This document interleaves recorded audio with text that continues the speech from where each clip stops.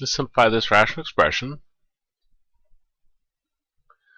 We got 16 minus x squared over x squared plus 9x plus 20.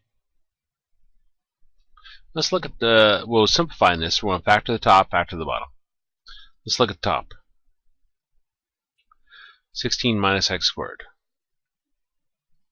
Well, to begin with, this is in the wrong order. Should be in standard form. Standard form says you could rearrange your terms from largest to smallest. So we'll have negative x squared plus 16.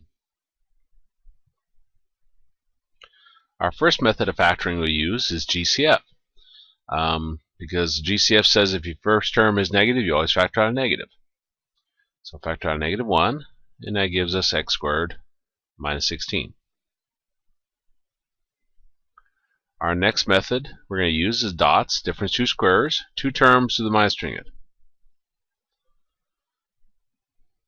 So I'm going to try to write it as something squared minus something else squared.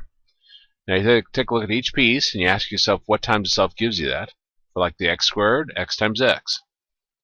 For the 16, 4 times 4. Now I'm going to label what's inside my first set of parentheses. The x is f, f for first, and I'll label what's inside my last set of parentheses as L for last. Now this is a formula. Difference two squares is f plus L times f minus L. Now the negative 1 carries down, and then wherever I have an f, I'll plug in x, and everywhere I have an L, I'll plug in 4. So we got x plus 4 times x minus 4. So that's the top part. So we got negative 1 times x plus 4, x minus 4. Well, let's look at the bottom part now. We got x squared plus 9x plus 20. This is going to be the PSD method.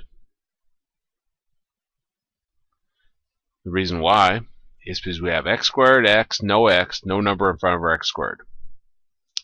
The PSD method, we take the number at the end, 20, ignoring signs. It's just already positive, but if it was negative 20, we'd still just go with 20. And we come up with our three columns. The P column, P, we write down all products give us 20.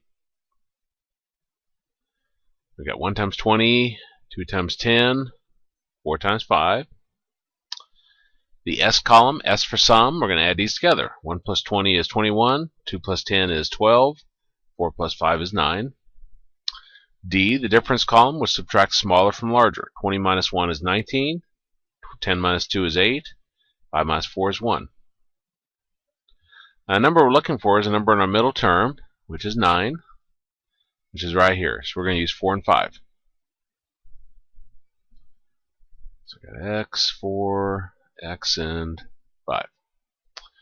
Now our larger number in the P column that we're using, which is the 5, is always going to be the same sign as the middle term, which is positive. Now the number of circles in the S column, S for same signs, both positive, both negative. If this one's positive, then this one has to be positive. So the bottom part factors as x plus 4 times x plus 5.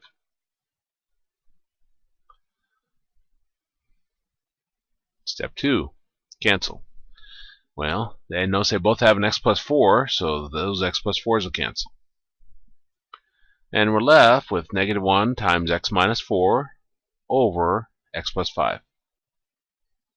And that's our answer. Now, different books do different things. Some of them may actually multiply the negative 1 back through. Negative 1 times x is negative x. Negative 1 times negative 4 is 4. And they might flip them around and it'd be 4 minus x. Some books may put the negative out in front. Some may even put it down in the denominator and carry it through. It really doesn't matter. I'll go with this simplified form right here, though.